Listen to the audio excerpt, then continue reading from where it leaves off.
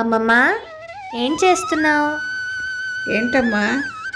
నాకు చిన్నప్పుడు సాంబార్ పొడి చేసి పెట్టేదానివి గుర్తుందా? అది చెయ్యవా? సరే అమ్మా, చేద్దాందా.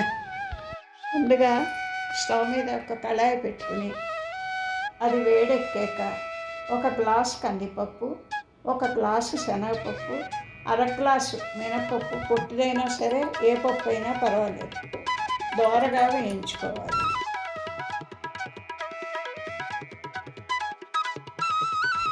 మనం తినే కారానికి సరిపడా ఎండుమిరపకాయలు వేయించుకుని అవి కూడా దోరగా వేగాక చల్లార్చాలి.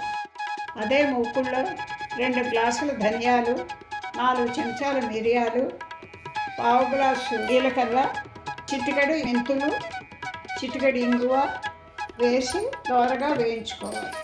మెంతులు సాంబార్కి కమ్మదనం, చిక్కదనం కలిగిస్తాయి. వేయించిన పదార్థాలు చల్లారాక చిటికెడు పసుపు, చిటికెడు ఉప్పు వేసి మెత్తగా మిక్సీ పట్టుకోవాలి. ఇదిగో అమ్మలు గుమ్మగుమ్మలాడే సాంబార్ పొడి. ఓ, థ్యాంక్ యూ అమ్మమ్మ.